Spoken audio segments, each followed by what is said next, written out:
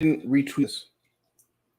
Nope, I dropped the ball. But I should be doing it. Should be doing it right now. Um, Let me get the show started and I'll work on that. What's up, Raider Nation? Okie dokie. Biggs, Damas. It's Tuesday. It's Victory Tuesday. It Got is indeed. the road whites on. My boy Mike Wise, rest in peace. Dog. And let's fucking do this show.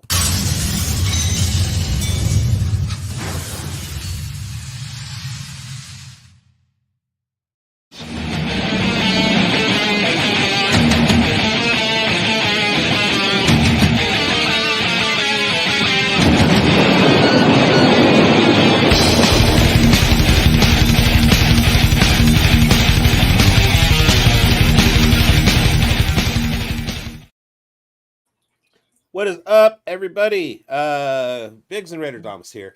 We are basking in the glow of a wonderful road victory, upset, comeback, whatever superlatives you want to give to it. We were, let's just say, dead in the water, and then you notice something different. I'm rocking the Minshew Mania look. Let's fucking go. Gardner Minshew took the fuck over. Um, Somehow not earning a Slayer of the Week. Spoiler alert, I did not take Gardner. You did not take Gardner. The Did viewers not. don't know that, but I mean, he kind of matched and outperformed Lamar Jackson. Granted, what I said in my immediate reaction was Lamar Jackson is squiggly and only was sacked 2 times. Gardner Minshew kept eating helmets and he was sacked 5 times. That's the major difference. But he outpassed Lamar Jackson and it was wild. So I went from and I said this in my show. I'm gonna go drink whiskey to drown my sorrows. That was around the first half. Oh no, same old story as the Chargers game. Offense can't keep the defense off the field. Defense is showing out as like the elite defense in the National Football League right now. But the offense can't get anything generated. Two, hey, I'm going to do a surprise impromptu show because I'm so excited and then go drink a bottle of whiskey in celebration. So I figured I'd carry it over. And this is the second half Well, there of you the bottle go. behind my head. It was a good weekend for Raiderdamus because not only did the Raiders win, but the Oregon Ducks won, and also the Washington Huskies lost, as well as did the Florida State Seminoles, which is equally, perhaps even more so funny than all the rest of that. So I really, really have enjoyed myself. Been basking in the glow of victory the last few days. It's been a wonderful Frabjous experience. Cal won down in San Diego, and They UC did. They Davis did. won out in southern Utah. It has been uh, just Arkansas won. It's just been such a pleasurable football weekend. I can't remember one where all of my teams, my NFC team, the Saints, dog walking the fucking Cowgirls, like this has been a glorious last few days. Uh, Fantasy teams doing well. Everything like it's like suddenly the sun is shining. Um, I do want to shout out at Big Corey 00, Mike Tyson over on Twitter. The man You guys gotta himself. see this. You guys gotta see this. Uh, Come on, are you serious? Um, Hey, the Big shoe Corey, fits, man. Big Corey, friend of the show, has been on the show before. Uh, he does recap videos when the Raiders win. It had been 254 days since the last Raiders win. He dropped his video last night. And one thing that he has a knack for is coming up with nicknames. Like Night Train Spillane is a good one. He calls Devonte Adams the Terminator. Michael Mayer is Wreck It Ralph. And he dubbed Brock Bowers Mr. Incredible. And I'm He running called with him it. hairline, actually. Well, hairline caught it at the 39, which was brilliant. But this is uncanny. This is uncanny, and uh, Big Corey is one of the sharpest dudes out there. Some of the best uh, best recap videos I've ever seen. There's Annie Agar, who's great. She does the little coaches roundtable thing. She's phenomenal. And today's video was no exception.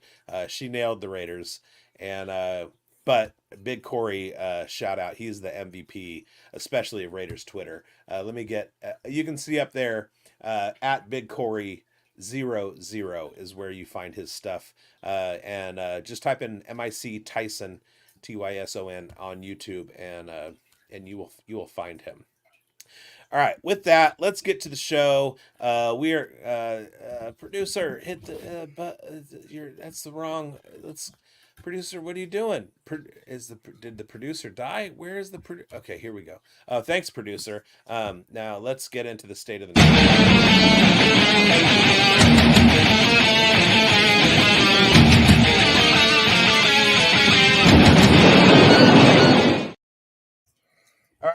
State of the Nation. Like we've been saying, we come out with the victory. And how did you feel about the game? Well, the first half of the game I felt bad, and the second half of the game I felt great. The Raiders had their struggles in the first half of the game, just like they did with the Chargers. The difference is, in the second half against the Chargers, they did not wake up, and the second half against the Baltimore Ravens, they did wake up because they finally realized who Gardner Minshew is. Gardner Minshew is an air raid quarterback. Gardner Minshew played under Mike Leach out of Washington State. Gardner Minshew has run the air raid system for a very long time. He's been very good at it. What Gardner Minshew does not need to be doing is handing off every first down for a yard and a half in a cloud of dust. That's not who the Raiders need to be. The Raiders need to be unleashing the dragon and throwing it as deep as they can, as often as they can, to the best players they have, which turned out to be Davante Adams, big surprise, and Brock Bowers. And that's exactly what they did. And they had success doing that. Imagine that. Imagine a guy who runs the air raid really well, running the air raid and doing an amazing job. That's what Gardner Minshew does. That's how they should use him. They don't need, he's not Trent Dover. He doesn't need to be out there, throwing 5-yard out patterns. He needs to be pushing it down the field. That's what the Raiders are built on. That's what Al Davis built this team on. And if they can do that, they're going to have a ton of success. And I love to see it. This ain't no West Coast offense. It's a desert. John offense. Shoup is not in that building. We got Sam White's is not walking through that door. We got to dub this offense. For me, offensively, there have been two dominoes that were necessary to fall. The first one being you went with Gardner Minshew. Let's call plays that play into his strengths. That finally started to happen 6 quarters into the season.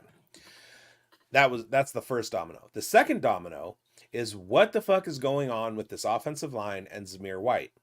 Now, looking into some of the numbers, Zamir White he's averaging about 2 yards before contact. Alexander Mattison is averaging less than a yard, like 0.6 yards before contact, which means that they're both kind of running directly into the line. The line is not opening up any gaps for them whatsoever. There is 4 total hours of tape from 2023 to go back and find out what makes Zamir White successful. That is the second domino to drop. Alexander Mattison is not going to do it. I know he has a vulture touchdown in each game, which is totally an outlier. The dude cannot run the ball efficiently to save his life, and that is proven in the stats. I don't care if you say, oh, well, he has a touchdown. And yes, at the end of the game, the score is what matters. So if Alexander Mattison is going to be contributing to that, that's fine. But Zamir White should be in those positions. He should be utilized advantageously by Luke Getsy. Spoiler alert. Hence, maybe he should come up in the walk the plank portion of the show. So the Raiders are a tale of 2 games. You watch one game and it's like they're futile, they're feckless, they can't move the ball. You watch the other game and it's like they will not allow the other team to move the ball whatsoever. They shut down Derrick Henry until late in the second half, which is exactly the story with the Chargers. The defense can't stay on the field as long as they can. I know the time of possession was roughly split. The Raiders led. It was like 31 minutes to 29 something, or 30 minutes to 29 something, whatever. It was pretty equal. And Zay Flowers had himself a game. Patrick Graham allowed his zone defense to kind of get torched by Zay Flowers. That's fine. End of the day, the score is what matters, and the Raiders come up with the victory. But we can look at things and see what needs to be improved. Maybe not so much zone defense. I do have the Raiders defense right here. I mean, it's literally at my fingertips.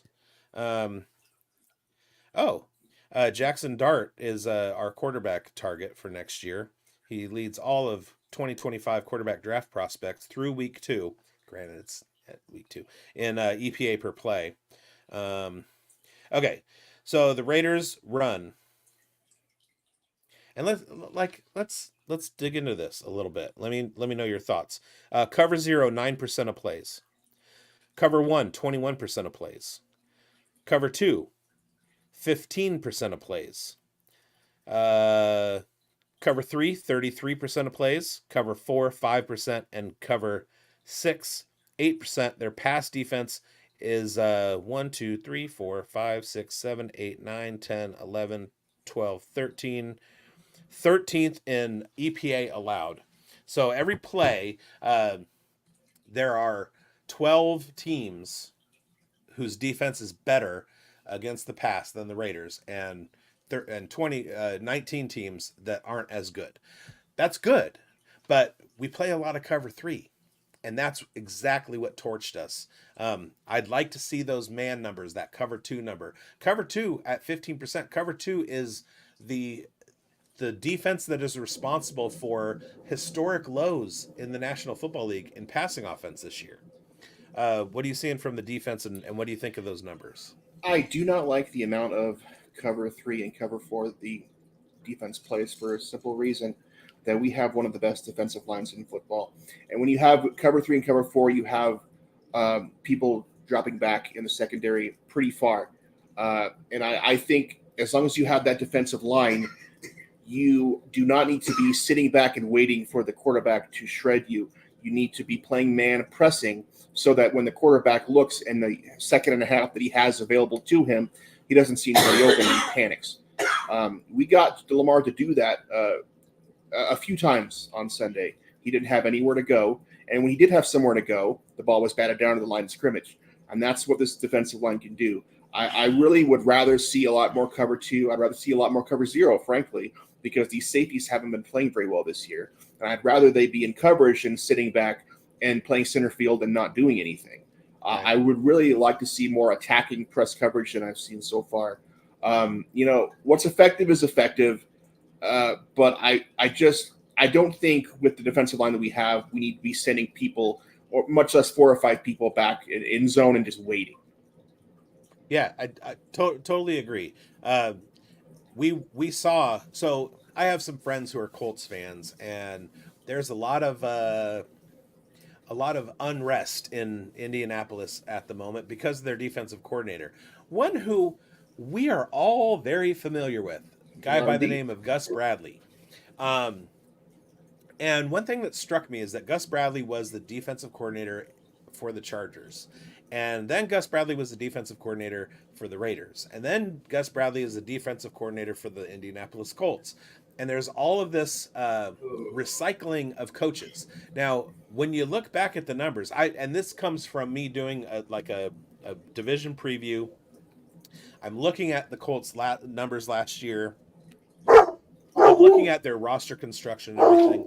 And I'm looking at their defense. And I'm going, how the fuck is this roster, this defensive roster, so bad? When you look at the names on paper, it reads like a top 10 to 15 defense. And then as the numbers bear out, they're back of 25.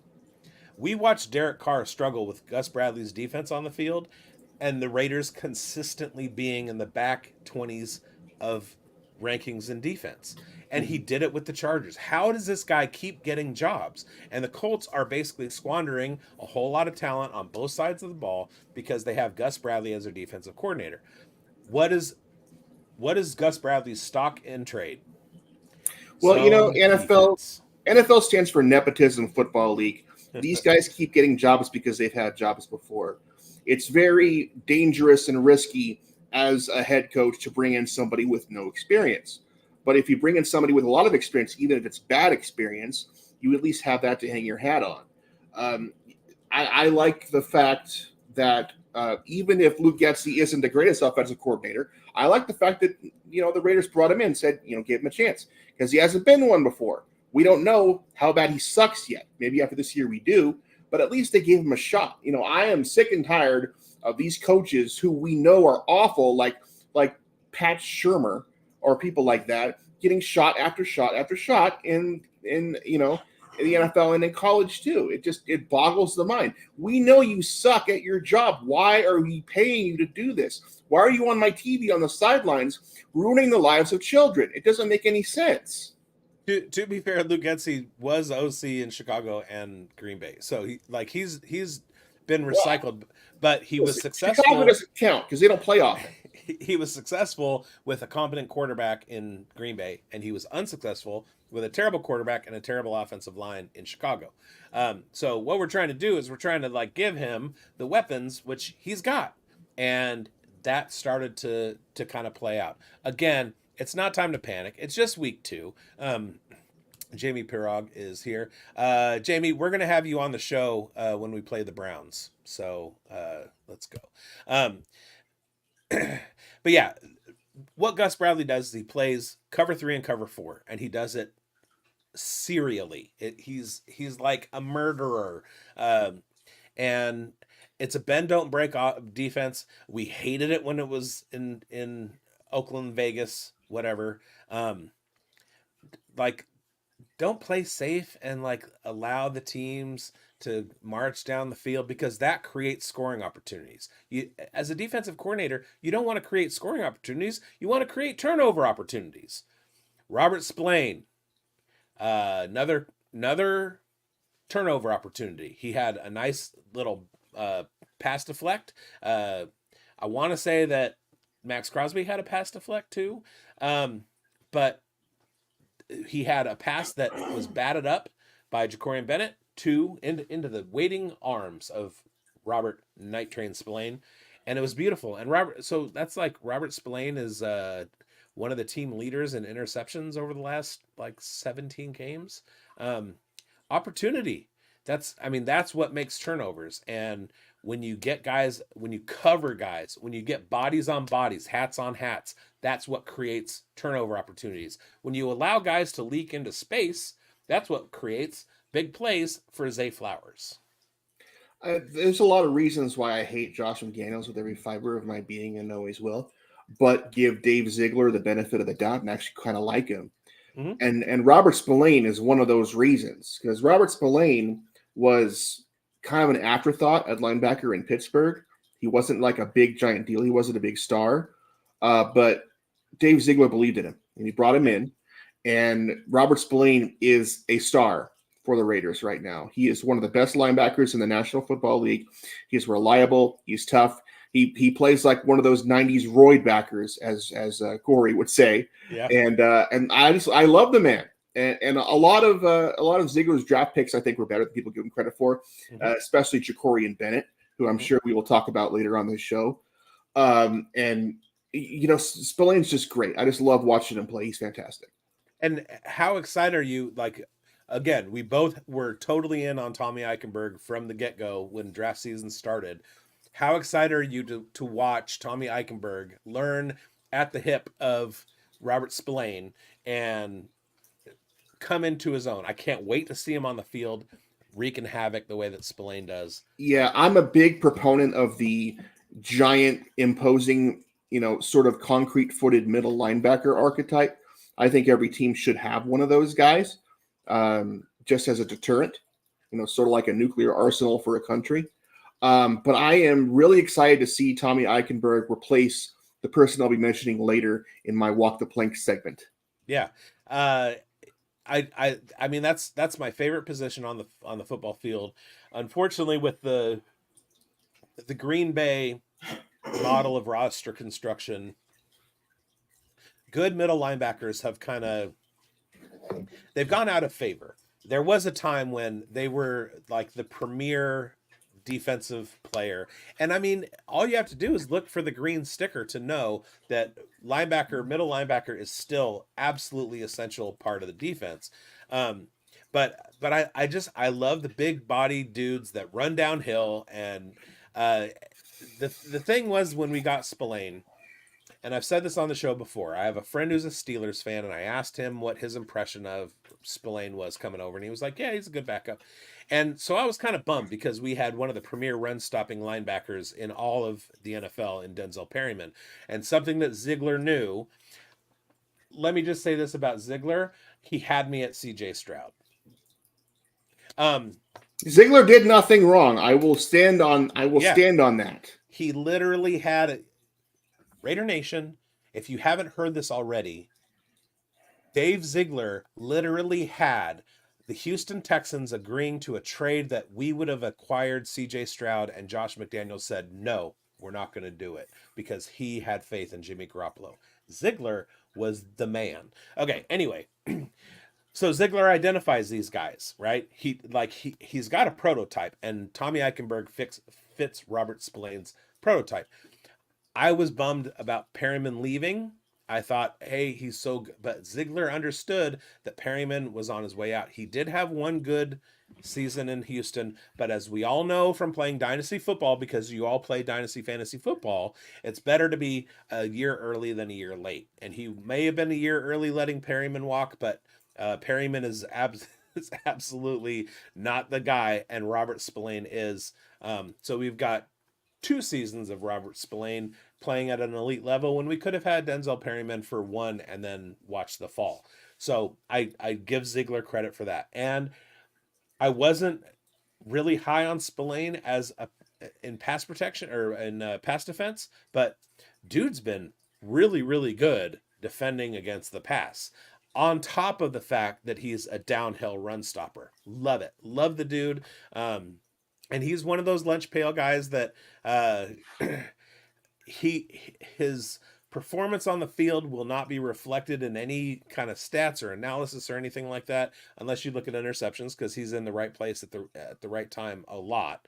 And I think Patrick Graham recognizes that with his utilization of him.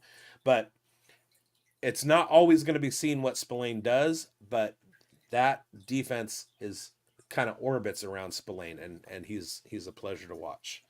I think in football, because it's such a violent and physical sport, you need people who are either borderline or completely psychotic in order to have success. Max Crosby is one of those people. Mm-hmm. I think Jack Jones is one of those people. And I think Robert Spillane is one of those people. These are people who are completely bought into the game of football, no matter what it takes, no matter what it costs, because they love it. And because they love hitting people, and because they love the physicality. Jerry Rice was a person like that, not necessarily in the violence part, but he was psychotic about his training and physical fitness, and his dedication to being route running, or being the best route runner in football and the best player in football, which he was and is and still is today, the best player who's ever played the game, because he was borderline psychotic about football. So I like that the Raiders have absolute psychos at every level of the defense. That sets the tone for your defense. It has an example for your young players. I mean, it shows where the team is going to go, and I really like it. Yeah, Oakland Raiders legend Jerry Rice. Love Absolutely. It. All right. With that, let's get on to our Slayers of the Week, because we're talking good players, y'all. If you intrepid viewer has a guy that you want to nominate for Player of the Week, put in the comments. Also, like and subscribe. Hit the bell so you get notified when we're up. I think I'm going to start doing more instant reactions when the Raiders win, not when the Raiders lose, because you guys don't want to see me when the Raiders lose. But yeah, and you'll be notified every time I come up on the air. Also, thank you for subscribing. Uncovered Undroppables just had 1,000 subscribers over the weekend, and we totally appreciate it. It's fantastic. Hopefully we'll get to 5,000 quicker than we got to 1,000. All right. So yeah, do all that stuff. And follow us on Twitter at BigBonedFFB, at Raiderdamus. But let's go to Underdog. I managed to win again this week. playing player props on Underdog, and it's fun. It's fantastic. It adds another element to watching football on Sundays. You can just dedicate everything to your own team and see how smart you are. I'm looking at my best ball lineups, and in most of them, I'm like doing pretty well. Like there's some sharps in the industry that I'm beating, and in second place I'm in the money standings after 2 weeks. There's one particular league with some Fantasy Sports Advice Network fellow employees that I'm almost dead last in. But go to Underdog, use code Undroppable. They'll match your deposit for a first time depositor. But with that, let's get to the Slayers of the Week.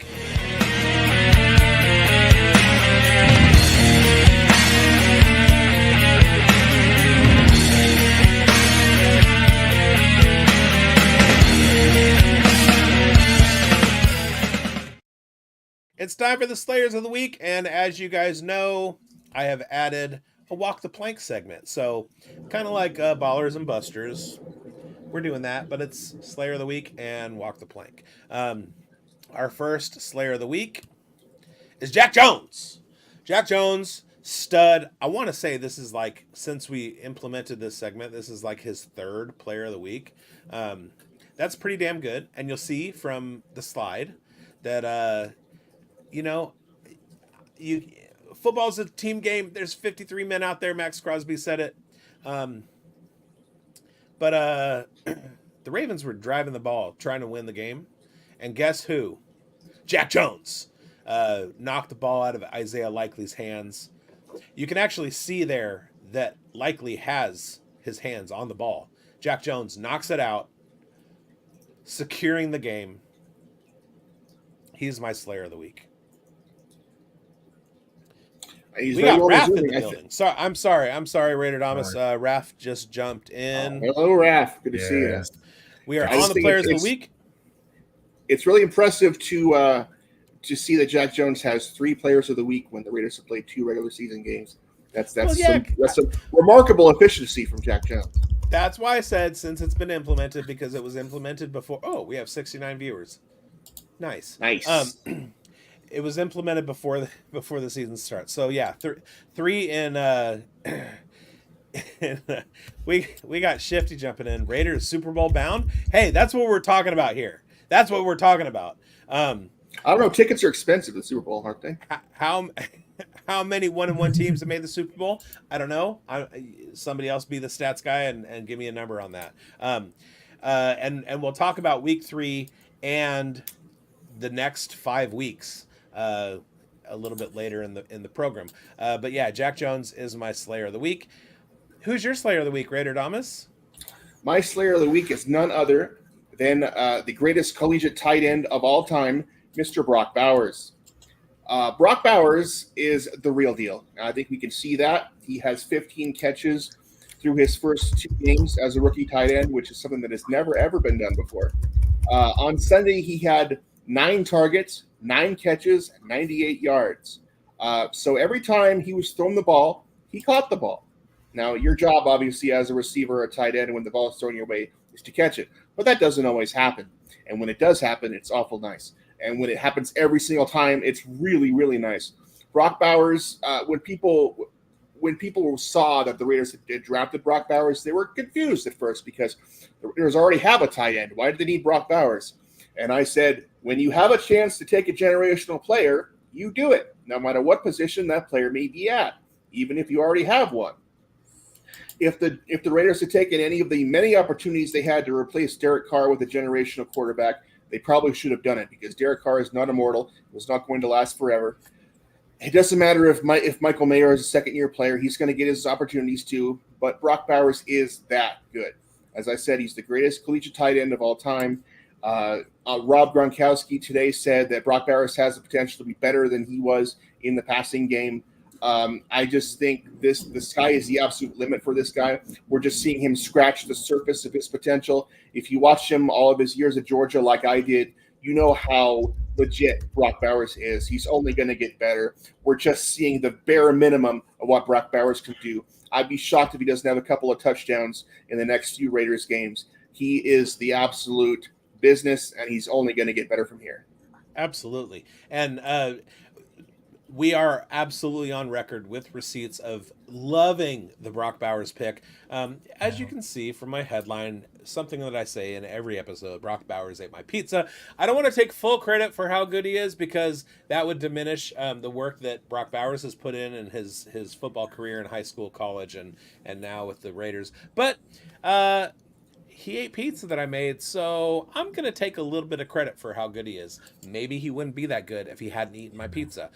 Two other NFL players that have eaten my pizza, Keelan Doss and Colby Wadman, both former Raiders. How has that happened? And Keelan Doss is practice squad current Raider. So, Raph, what are your thoughts? Well, first of all, I did want to say a couple years ago we had Kyle Pitts, and everybody was like, "Oh, Kyle Pitts, he's the new era of tight end," which is true. But he like broke all these tight end reception records. And then last year we had Sam Laporta, and everybody was like, "Look what Sam Laporta did! He broke all of Kyle Pitts'."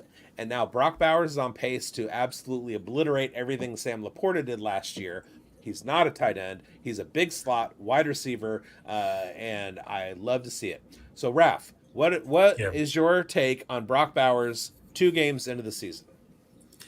I mean, between Brock Bowers, it became something unbelievable. I mean, that guy is very natural. I mean, that guy is really a beast. I mean, now he has 15 catches for 156 yards for the season. I mean, that's look crazy at all because he really deserves to be stay on the Raiders because it makes very more sense. I mean, that man he plays like every other catch because this is like the real deal. It plays like a full grown up man because it's not gonna be like a rookie season, but people are very creative about for this playbook, about for Brock Bowers, because I know he can line up just everywhere to any personal grouping, but they people want to know about for the tight ends because they just build it up. Because if you see like the film study of Kyle Pitts, of Sam Laporta, and of course for another tight ends, I mean this one, which is Brock Bowers, he brought something special.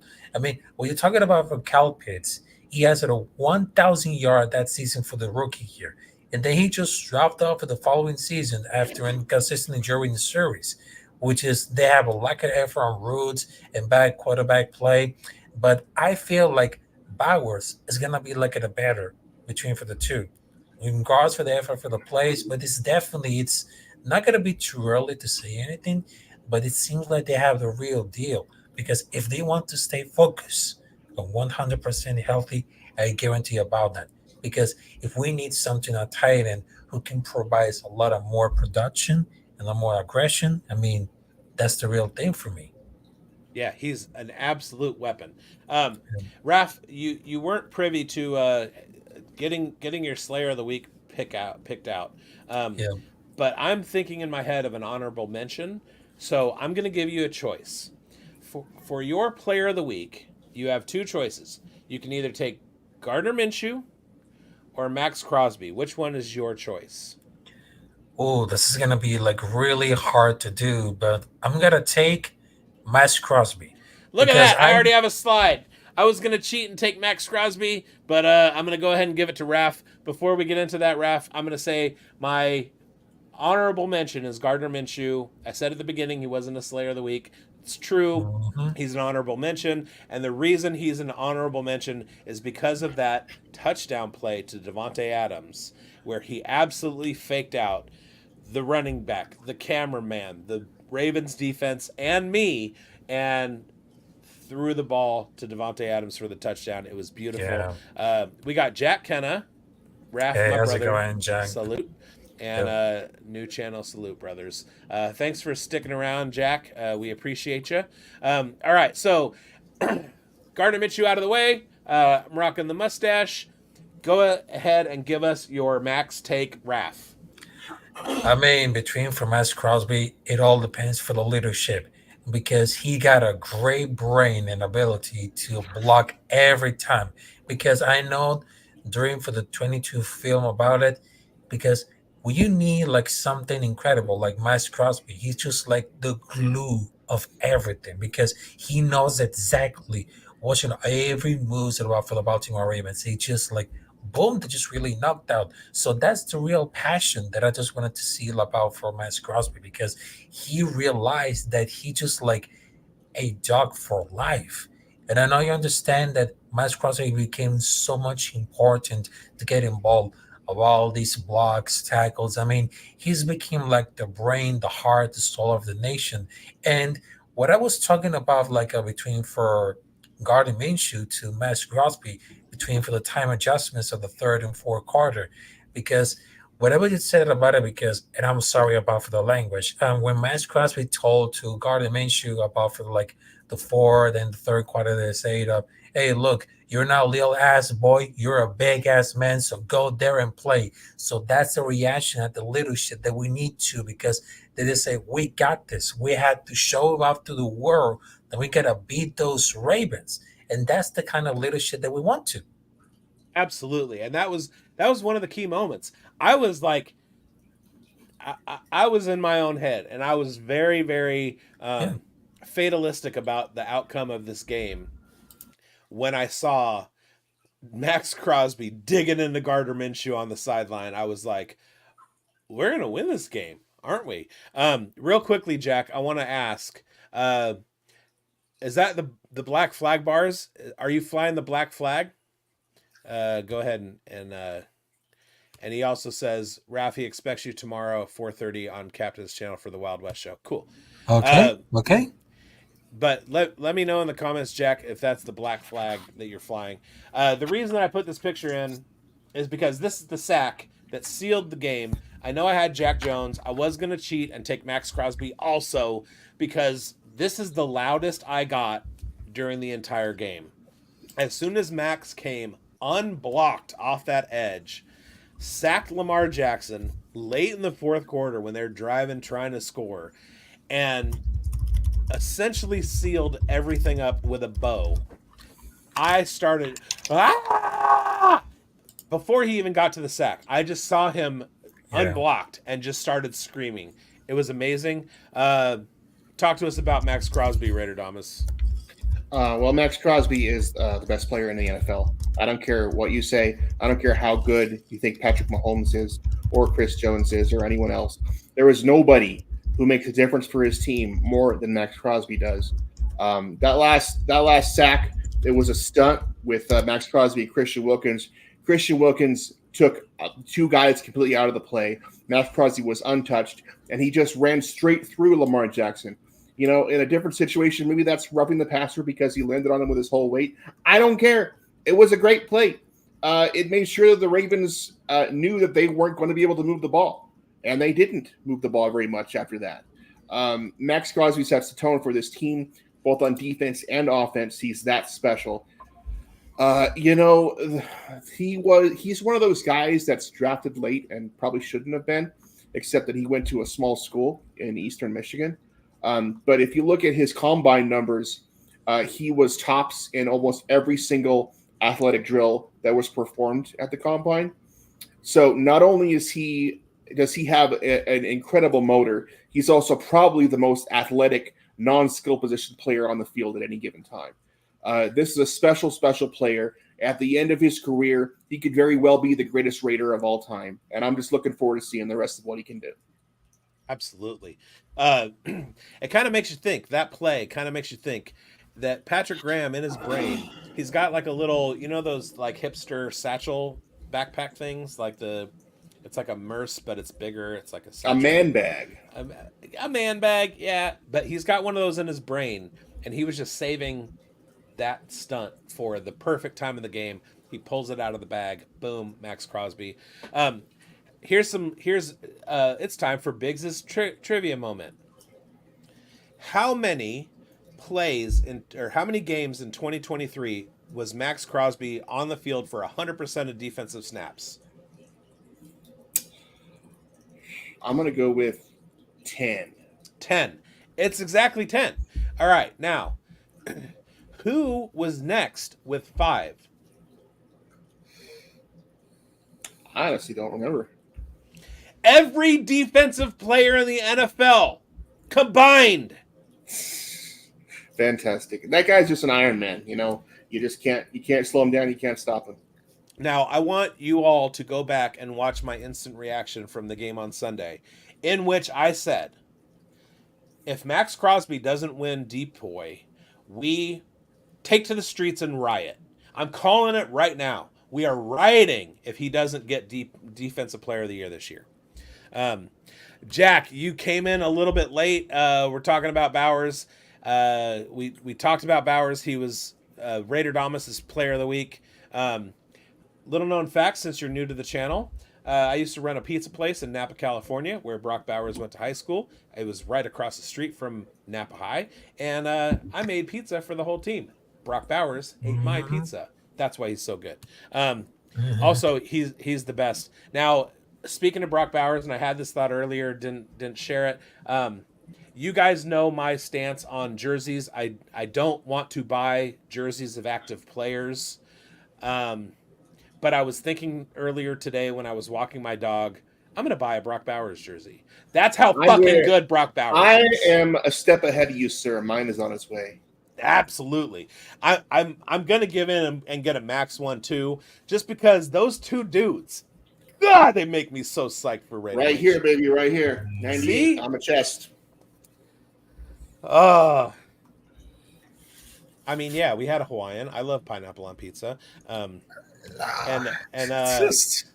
So Jack, if you can see my my little headline down underneath my name, Brock Bowers ate my pizza, and I will share that on every fucking podcast that I ever do for the rest of my life because I'm so goddamn proud of it. And that's the second time I've talked about it today. All right, it's time for Walking the Plank. I need to do a video for Walking the Plank. First, Walk the Plank. Linebacker Divine Diablo. Go.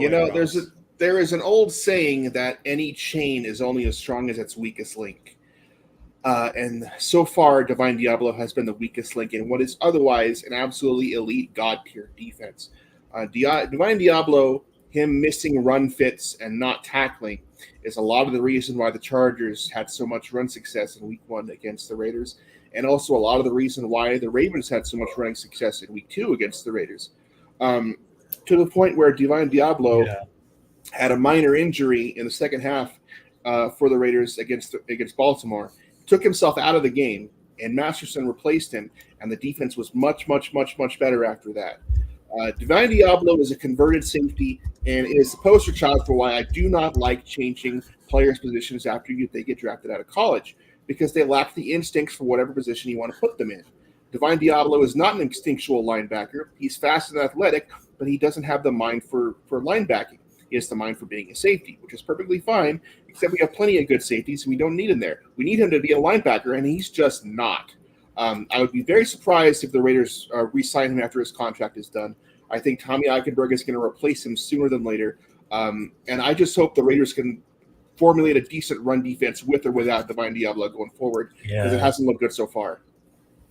Yeah, he has definitely earned the ire of the Raider Nation these last couple weeks. I had high hopes for him, and he always struck me as the kind of off ball linebacker that could do well in coverage. But he's certainly has shown himself to not be the answer. Real quickly, Raph, ask Raph, what is the only jersey that Jack Kenna wears? So I know there is one thing. He was wearing like the Jim Auto jersey, if I don't remember. Yeah. Raider 001. Yep. All right. Now I'm gonna do another. Let's do another choice for you. This is like a Josh McDaniels choice route, Raph.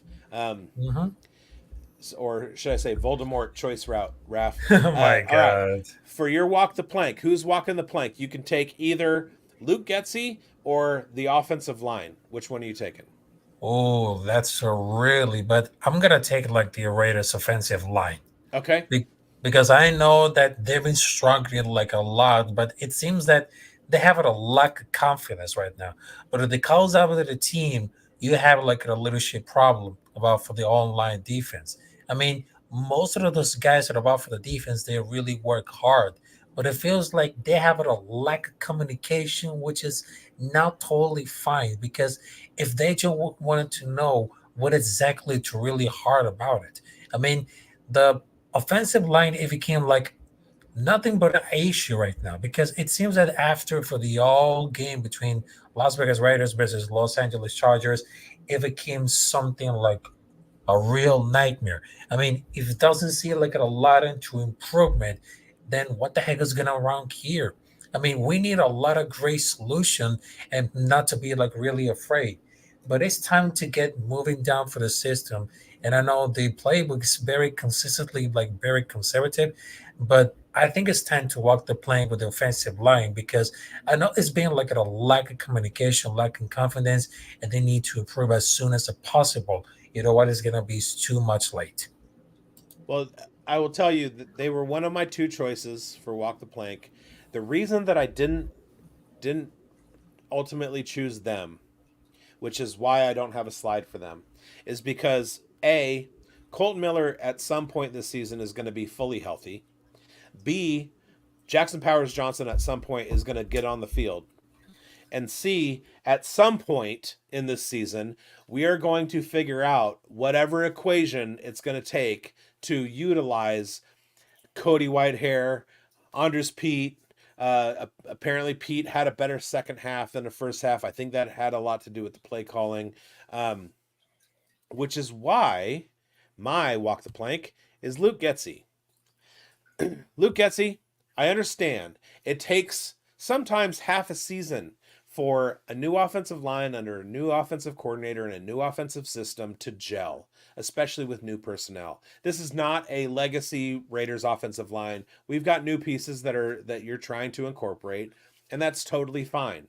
But the fact that Zamir White, who had 21 carries per game last season in the last 4 games of the year, has not reached those numbers, has not even come close to those numbers, was averaging 100 points from or 100 yards from scrimmage in those 4 games. The fact that you have not been able to unlock him yet, he's averaging 2 yards before contact and Alexander Madison at 0.6. You need to do something to figure this running game out because all offseason what we heard was this offense is running game based. Now, I appreciate that 6 quarters into the season, you figured out you needed to get Gardner Minshew out of the pocket, but you still allowed him to be sacked 5 times with your play calling. Stop it. You can do better. I know you can do better. Think of Gardner Minshew as another Aaron Rodgers. Aaron Rodgers used his feet. He used downfield passing out of the pocket, off platform, improvisational. That's the kind of quarterback that Raiderdamus alluded to in the beginning of the show. It's absolutely not what you're asking him to do until he needed to do it and everything kind of got rolling. So keep doing that. Stop playing the first 2 quarters like you're ahead by 30 points. Start playing from the first play like you're behind 22. I'd like to take a contrary view to that, if I may. Firstly, Luke Getsy is not responsible for the organizational malpractice the Raiders did when they signed Andre James to a long-term deal with such a very bad cap number as they did. Andre James is getting pushed 3 yards back into the backfield on nearly every play. If you look at the play action touchdown pass, Andre James got blown back on that as well. And if it were a run, it would have got stuck in the backfield because of Andre James. Andre James is a serious problem. We knew it before the season started, and we know it even more so now. That's not Luke Getsy's fault. He can't get an up-the-gut running game going because Andre James might as well be a sack of potatoes. And Zamir White is a strong and speedy runner. What he is not is a guy with the vision and agility to run a zone scheme. So if Luke Getsy is going to make any improvements, it's going to be to put some more power run fits in his offense. I do, however, really like the fact that unlike many, many Raider coaches we've seen in the past, Luke Getsy actually made halftime adjustments. And he abandoned the run game and still won the game. How many times have we ever seen a team in the last 10 years totally stop running the ball and still win? It's almost impossible to do. And yet Luke Getsy's team just did it. The plays that he ran in the second half I thought were fantastic. I think the fact that he saw the running game wasn't working and didn't have the pieces to be successful and abandoned it completely was an incredibly smart thing to do. That's the kind of thing a Madden player does when he's doing absolutely shitty and wants to get his offense going. Is he stops running the ball and just does 4 verts, especially if you have a quarterback with an adequate and accurate arm, which Gardner Minshew does. I don't like a coach who is failing and is stubborn. If you're failing and adaptable, that's fine, because at least then you have a chance for success, and success is exactly what we had on Sunday. That's a beautiful counterpoint. And let's just say that since this show started, Andre James is the elephant in the room. Jack Kenna asks, should JPJ jump in at center or left tackle guard with no practice? Or left guard with no practice? We're not necessarily saying that at this point, but that's something that we were talking about in April after the draft. And the fact that Parham is certainly capable at center leads us to Jackson Powers Johnson won the award for best center in all of college football last year. Parham, certainly capable at center, as he was in college, and he's been okay at guard. So something has to be figured out, and Luke Getsy is the man to do it. And the reason that I chose this picture is not just because of the lulz, because it's funny as hell. Especially considering the fact that after this conversation happened, the Raiders opened everything the fuck up and won the game. But just, I feel myself in Antonio Pierce right here so hard. I want to give Luke Getsy the benefit of the doubt. I'm giving him a whole lot more rope than I normally would give to people. And he made a big deposit this last Sunday, but I'm going to need to see more of that. All right. That'll do it for those segments. So real quickly, before we get into Raiderdamus Hall of Shade, let's talk about this week. We got the Carolina Panthers coming up. If any of you are familiar with the movie Bad News Bears, it's bad news for the Panthers. The worst part about it is that Andy Dalton is 40 years old and he's out there and he's got to deal with this defensive line. And this line that hasn't been able to protect Bryce Young for 19 games is supposed to be protecting Andy Dalton, who is not a mobile quarterback by any stretch and is old now. It's a home game. Before the great beyond comes to you, Raiderdamus. Yeah. Give me a score. I'm going to go 24-12 Raiders. This is the sort of game that 5 years ago the Raiders would have choked away. A game that they are absolutely 100% deadlock supposed to win, and they would have just not won. I have grown up with a Raider team that does that can rise up and beat the best of teams on any given week, and the worst of teams absolutely destroy them. Andy Dalton, as we know, is 4-0 career against the Raiders. There is no reason, however, to suspect that he'll be 5-0 after this weekend. That doesn't mean he won't be, because weird things happen, especially to the Raiders. But there's the Panthers are one of the worst teams we have seen in a very, very long time. They don't have much in the way of star power. The one really, really good player they had was Derek Brown, the defensive tackle out of Auburn, and they lost him for the season. They don't have much of a running game. They don't have many weapons on offense. I like Xavier Legette, their rookie wide receiver out of South Carolina. I like him a lot, but he needs time to, get into the flow of things. And if Andy Dalton is running for his life because Ike Ekwonu can't guard Max Crosby, then it's going to be a really long day for everybody. I don't necessarily see the Raiders blowing up the scoreboard and scoring a bajillion points, but I don't see the Panthers being able to move the ball much at all. So I think 24-12 is a pretty reasonable score to expect. I'm calling 42-6 Raiders. The only thing, well, the Panthers, you forgot to say that they traded away Brian Burns, which is like egregious. The only two things that the Panthers have going for them are Deontay Johnson, who's one of the most elite separators in all of the NFL, and two is UC Davis legend Ejiro Evero, one of my front runners for Raiders head coach if they did not hire Antonio Pierce. That's a big caveat. UC Davis legend Ejiro Evero as their defensive coordinator, which hasn't helped them against 47 points from the Saints and losing again this last weekend. But I'm calling it 42-6. What's your take on the game, Raf? And you can go ahead and unmute your mic.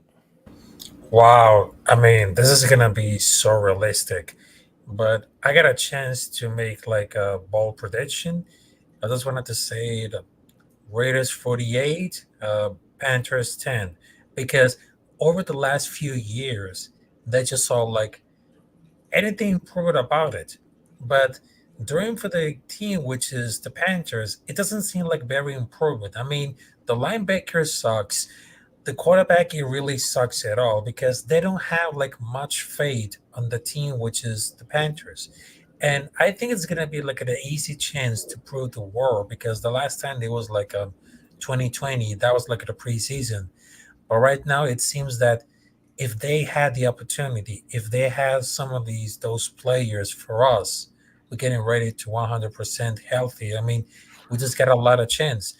Just like last time, we just getting upset against Baltimore Ravens. Now is the perfect time to see the whole world that will really show up. Right. And Jack alluded, well, first of all, Raiderdamus alluded to the type of loss that the Raiders have suffered in the past. When you said that, I immediately thought of Baker Mayfield going to the Rams, not knowing the playbook and beating us. I thought of Jeff Saturday beating us in his coach's debut. Those are the kinds of games that were the trap games that we're looking out for. Going down to Atlanta and losing against a garbage Atlanta Falcons team that we should have blown out. I think that this Sunday's game is going to tell us a lot about this Raiders team.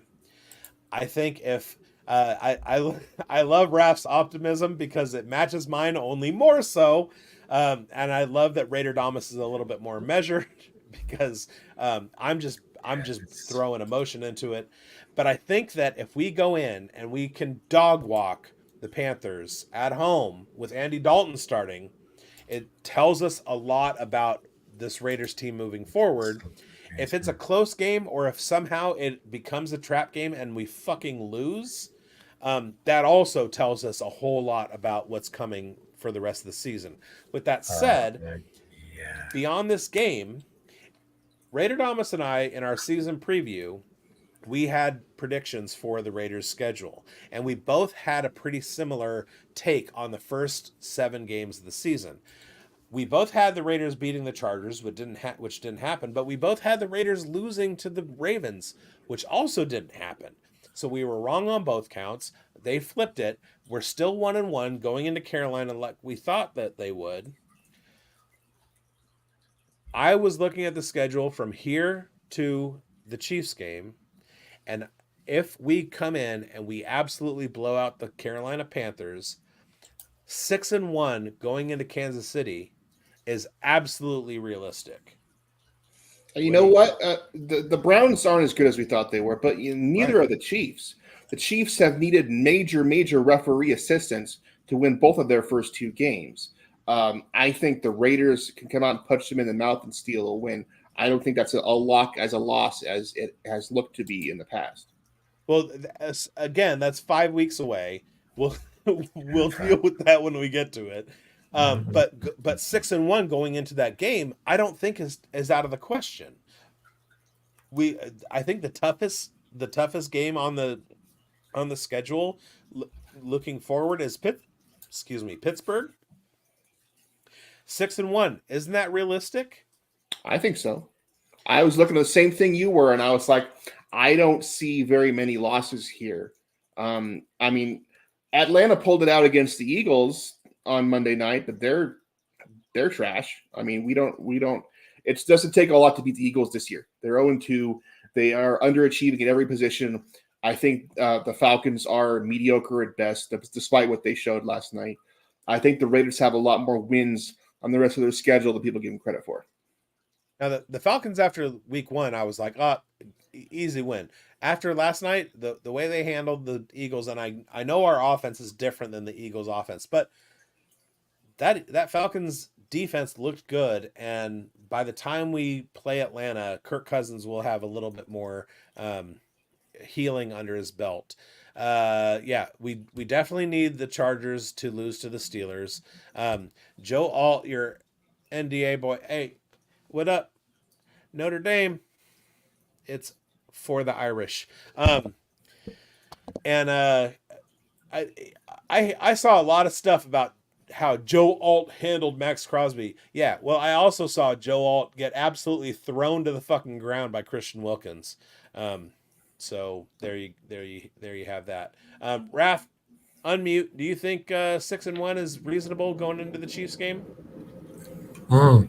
Yeah, I mean, definitely, because I know there is something about for the competition. Because I know in some teams they just wanted to make us like everything could happen at this time, but I really think that between for the competition about for the conference, it seems that Chargers and Raiders could make it like the real deal.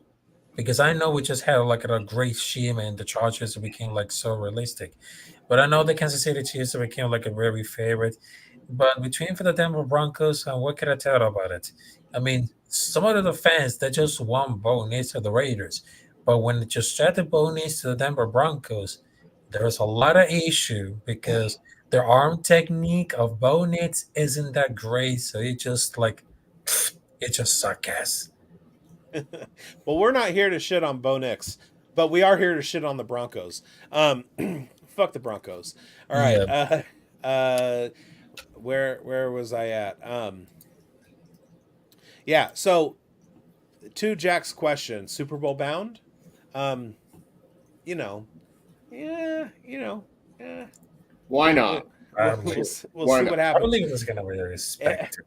After what they did to some people's pick for Super Bowl this last weekend, it's not out of the question still, and that's so I'm going to keep pounding it until it is out of the question. But we have come to that point in the week where it is time for the Raiderdamus Hall. I love it.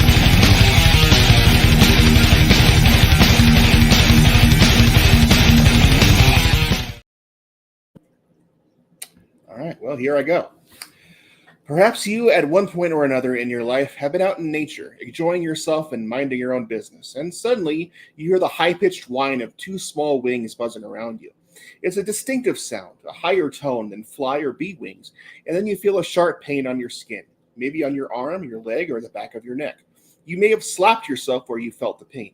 Maybe you killed the culprit, and maybe you did not. Either way, the damage has been done, and you are doomed for the next few days to suffer an itch and have a nasty bump on your skin. You have been victimized by the most foul of all God's creatures, the mosquito. When I was a small boy, I moved to Florida for reasons that involved the United States government telling my father to go there and defend our country from enemies across or perhaps under the Atlantic Ocean. As soon as I arrived there, I was set upon by mosquitoes the way a fat kid sets upon a box of chicken McNuggets. Florida is a great place to grow up, but mosquitoes robbed me of my joy, my peace, and my childhood. They were an ever-present pestilence. Locusts may come and eat your crops, but mosquitoes will come and eat you. And that's why mosquitoes are this week's inductees into the Raiderdamus Hall of Shade. Mosquitoes play an important part in the food chain, providing a food source for birds, bats, and frogs, just as their larvae are a food source for fish. However, there have been many times where I personally would have been willing to collapse the entire ecosystem of Earth just to wipe mosquitoes off the face of the planet. At some point, it's no longer about ecology and conservation, it's about hate. Throughout human history, one of the leading causes of death in human beings is mosquitoes and the diseases they spread. Mosquitoes have killed more people than all the wars ever fought. They've killed more people than Chinese escalators or O.J. Simpson or the Ford Pinto. Mosquitoes spread malaria, Zika virus, West Nile virus, dengue fever, yellow fever, chikungunya, and their bite can lead to meningitis and encephalitis. Mosquitoes have been a curse upon our species from day one. Luckily, modern technology has reached the point where we can effectively fight mosquitoes. One such method is to use gene editing to produce male mosquitoes whose female offspring will not survive to adulthood, meaning there will be no female mosquitoes looking to bite. Just like with humans, it's the females who will really bleed you dry. Unfortunately, this has led to all bro mosquito populations where instead of biting you, the mosquitoes will try to sell you crypto and NFTs. Maybe one day we can control or severely limit the mosquito population on a macro scale. The utter indignity of a creature that not only bites you but also makes you hit yourself is too much for a proud human being to bear. The best part of living in Montana here is that there are very few mosquitoes, as the waters in which they breed are frozen over for most of the year. The existence of mosquitoes, in addition to the existence of the legendary Florida man, is why I have solemnly sworn never to live in Florida again. It's a place I dearly love, but the state seal of Florida depicts a mosquito carrying an AR-15, so I'm out. So fuck you, mosquitoes. If I had a hand large enough to slap the whole world and kill you all, I would do it. Hell is not big enough or long enough to punish you for all your great sins. And that's all I got to say about that. Fantastic. Once again. If you want to hear more Raiderdamus rants, go to the Raider Ramble and read his Friday column where he is visited by the great beyond who helps him predict what's going to happen in the Raiders' upcoming games. I used to live in Alaska where the mosquitoes are the size of small birds. Yeah, they're huge. and they swarm and they're gnarly, and I hate fucking mosquitoes as much as you do, but not quite as much as the Chiefs, Chargers, and Broncos. All right. Thank you guys for popping in here and hanging out. Thank you, Jack Kenna, for joining the show and getting in, watching. We're always happy to have new viewers, and All right. not only have new viewers, but have new viewers interact with the program.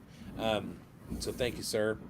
We'll be back with you at least Tuesday night, 8 p.m. Pacific, 11 o'clock Eastern, unless the Raiders win on Sunday against the Panthers, and then I'm going to be jumping on to do an instant reaction. I'm going to invite these guys too, and we'll see what happens. Yeah. But we will see you guys later, and with that, like every week, fuck the Broncos. Fuck the Chiefs. Fuck the Chargers. Fuck them all.